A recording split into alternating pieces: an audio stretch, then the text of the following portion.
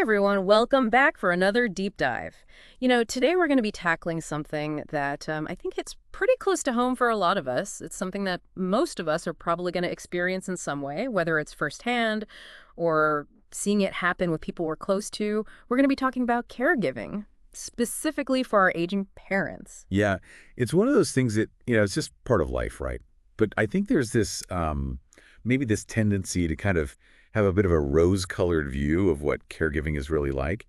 And for this deep dive, we wanted to take a look at, what the experience is really like on the ground. So we've got some great sources lined up to help us with that. Yeah, for sure. We're diving into Too Late to Panic, a caregiver's survival guide to what you should have known yesterday. It's by Tina Ginn. Great title. Yeah, that's really catches your eye. And we're also going to be pulling in some stuff from the book's website.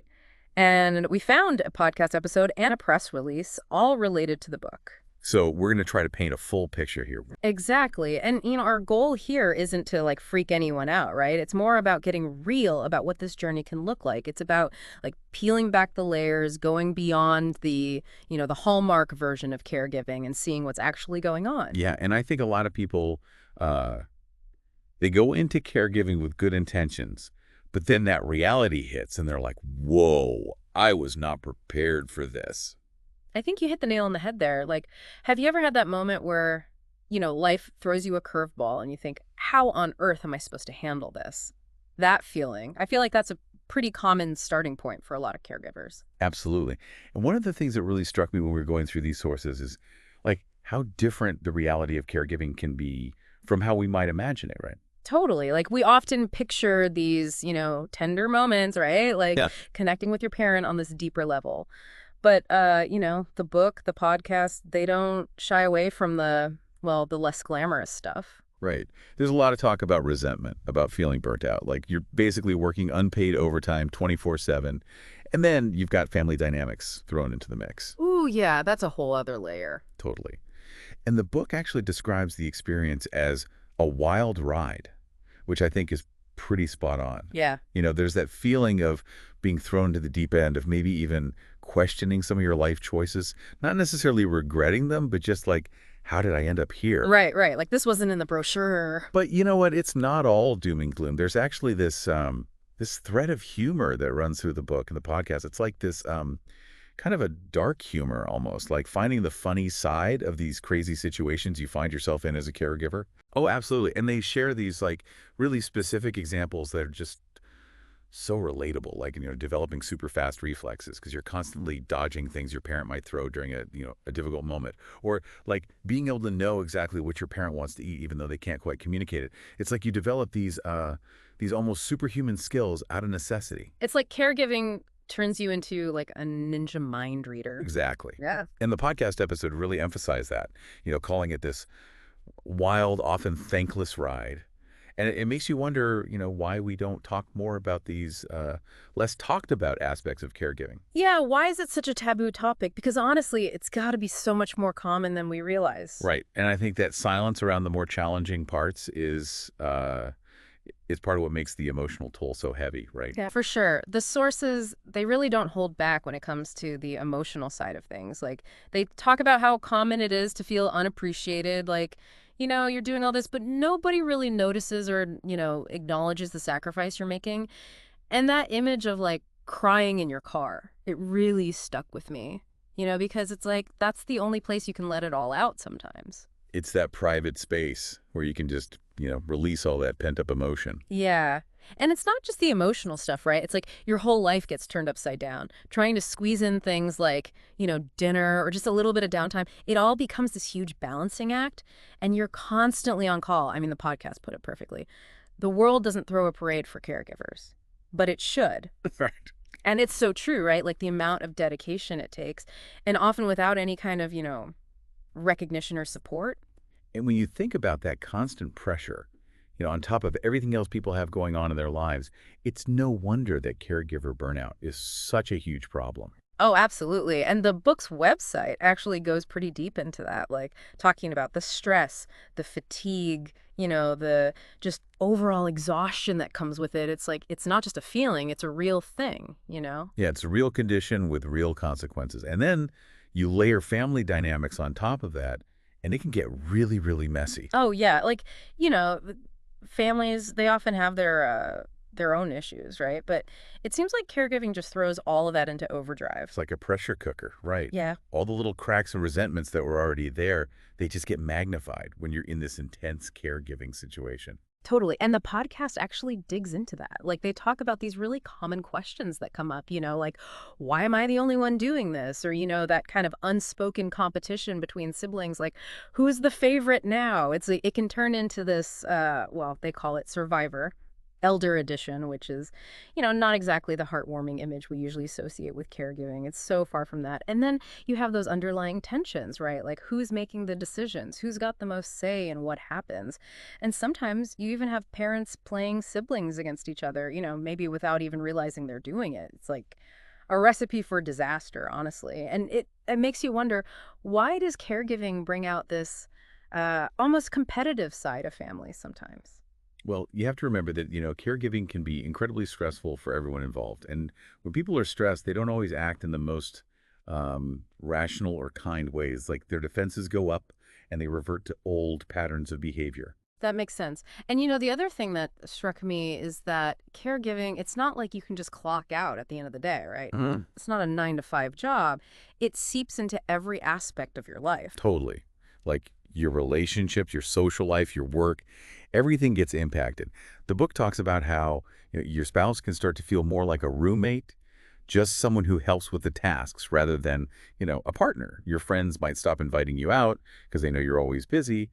And then you're always tired, you're maybe missing work or you're distracted when you are at work. It's like caregiving doesn't stay in its own little No, box. it definitely doesn't. And that's why I think the book's emphasis on preparation is so important. It's like, they say it's not a matter of if something unexpected happens, but when. And that's a bit of a tough pill to swallow, but it's so true. Right. It's about shifting your mindset from, hopefully this won't happen to, okay, this is probably going to happen at some point, so how can I be ready for it? And the book is really framed as this like emotional and logistical go bag. You know, it's about having the tools and the knowledge you need to handle whatever comes your way. Yeah, I like that analogy. And the press release actually lays out these 4 real life tips that really resonated with me. Like they warn about the danger of procrastination, that tendency to put things off, to tell yourself, oh, I'll deal with that later. But then, later comes and it's an emergency and you're scrambling to find important documents like power of attorney papers. It's a nightmare scenario, but it happens all the time. Absolutely. And I think we all fall into that trap sometimes, right? Yeah. Like, oh, I'll get to that later. But when it comes to caregiving, later might be too late. Exactly. And the other tip that really hit home for me was Google is not a care plan. It's so tempting to just, rely on the internet for everything these days. But when it comes to something as complex and personal as caregiving, you really need more than just generic advice. You need a real plan, a personalized plan that takes into account your specific situation, your parents' needs, and your own limitations. It's about having those real conversations with doctors, with lawyers, with other family members. It's about being proactive, not reactive. Totally. And speaking of family, that's another one of the tips, right? The importance of having those difficult conversations with your family before a crisis hits. Figuring out who's going to be responsible for what everyone's expectations are. It's like that phrase, you'll wish you had a family meeting before the meltdown. It's so true, right? It seems like having those conversations up front could save so much heartache and resentment down the line. But why do you think it's so hard for families to actually sit down and have those conversations? Well, it's not easy to talk about aging and death, right? Yeah, And I think a lot of families avoid those topics because it just feels, too heavy, too emotional. It's easier to just pretend that everything's fine and hope for the best.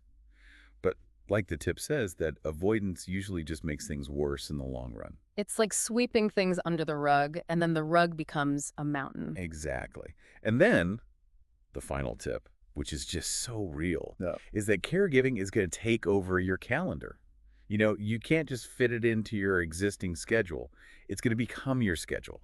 Yeah, you have to kind of surrender to that reality. And that's why it's so important to build a support system early on, because you can't do it all alone. You need people to help you, to give you breaks, to just listen when you need to vent. Otherwise, you're going to burn out. And that's where I think the book's approach of using humor comes in. The subtitle is With a Side of Sanity. And it's like, that's what humor can do for you in these situations. It can give you a little bit of breathing room, help you to see things from a different perspective. Totally. And the podcast actually talked about how the author uses humor as a way to process the really tough stuff to make it feel a little less overwhelming. And the press release even mentions comic relief, which honestly sounds like a godsend when you're dealing with the realities of caregiving. But why do you think humor can be so effective in a situation that's, often very serious and stressful? Well, I think humor can be a really powerful coping mechanism. It can help you to release some of that tension, to not take things so seriously all the time. And sometimes it can even help you to connect with other people who are going through the same thing. It's like Yeah. you can laugh together about the absurdity of it all, and that can be really bonding. It's finding that shared humanity in the midst of the chaos, Yeah. right? And, thankfully, these sources don't just leave us hanging with all the challenges. They also point us towards some real resources and support systems for caregivers. Absolutely. Like the book itself is available on Google Playbooks, which is super accessible. Yeah. And there's that companion podcast episode, Panic Proofing Your Caregiver Journey, which sounds like a great place to start for anyone who's feeling overwhelmed or just wants to be more prepared. It's like a roadmap for navigating the caregiving wilderness. Right. And the publisher, Crisis Ready Collective, they focus on these practical guides for dealing with real life challenges. So that kind of adds to the credibility of the book's message. And the book's website, it actually has a bunch of different categories like family, emergency preparedness, estate planning for caregivers. Yeah. It shows you just how much is involved in all of this. It's a whole world, right? And the fact that they use hashtags like, hashtag caregiver support, hashtag caregiver burnout, hashtag self-care for caregivers, even hashtag caregiving humor, it shows that they get it. Like Yeah. they understand the different facets of this experience and they're trying to connect people with the resources they need. And that's so important because I think a lot of caregivers feel very isolated, like they're the only ones going through this. But seeing those hashtags, knowing that there are other people out there who get it, it can be really validating. It's like finding your tribe, right? Uh-huh. Knowing that you're not alone in this journey. Exactly. So as we wrap up this deep dive, I think the main takeaway is that caregiving, it's not always pretty. It's challenging, it's demanding, and it's going to test you in ways you probably never expected. Yeah. And it's also a really important role, and it can be incredibly rewarding in its own way. Yeah. It's definitely not for the faint of heart. And if there's one thing we want you to take away from this deep dive, it's that being prepared is key. Having those conversations, getting your ducks in a row, building your support system, all of that can make a huge difference in how you navigate this journey. Absolutely. And, as we leave you today, I want to leave you with a little something to think about. Knowing what we've talked about today, what's one small step you can take, either for yourself or for someone you know, to be better prepared for the realities of caregiving?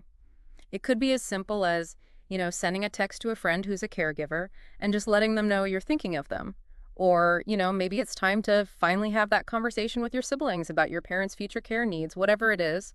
Just take that first step. Yeah, even a small step can make a big difference. So thank you for joining us for this deep dive. We hope it's given you some food for thought and maybe even some inspiration to take action. We'll see you next time for another deep dive into, well, whatever fascinating topic we stumble across next. Until then, take care of yourselves and each other.